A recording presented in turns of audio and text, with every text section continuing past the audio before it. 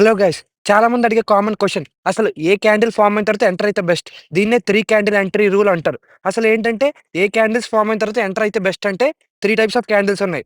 ఫస్ట్‌దొచ్చి bull engulf, సెకండ్‌దొచ్చి hammer, థర్డ్‌దొచ్చి doji. ఈ 3 candles తర్వాతే enter అవ్వాలి. బట్ ఈ క్యాండిల్స్ ఎక్కడ ఫార్మ్ అయ్యాయనేది కూడా ఇంపార్టెంట్. మీరు చూసినట్టయితే ఒక రెడ్ క్యాండిల్ తర్వాత ఒక పెద్ద గ్రీన్ క్యాండిల్ వచ్చింది.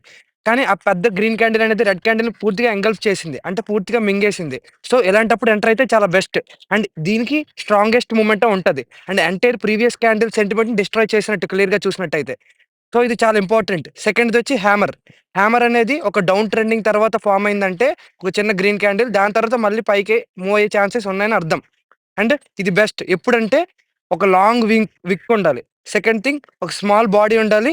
And very high value if near support. అంటే సపోర్ట్ దగ్గర ఫార్మ్ అయితేనే హై వాల్యూ ఉంటది గుర్తుపెట్టుకోండి. ఎక్కడ పడితే అక్కడికన్నా.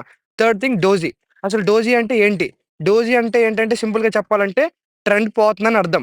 అంటే ఒక డౌన్ ట్రెండింగ్ దగ్గర డోజీ ఫార్మ్ అయిందంటే లూజింగ్ స్ట్రెంత్ అని అర్థం. అంటే డౌన్ ట్రెండ్ పోయిందని అర్థం. ఇది ఎర్లీ వార్నింగ్ అనమాట. అంటే ఇంకా దాని మీద ధ్యాస పెట్టి ఆ స్టాక్‌లో ఇన్వెస్ట్ చేస్తే బెస్ట్. అన్నిటికన్నా బుల్లిష్ ఎంగల్ఫింగ్ బెస్ట్ అనమాట. కంటెంట్ నచ్చితే సబ్స్క్రైబ్ కొట్టండి మామ.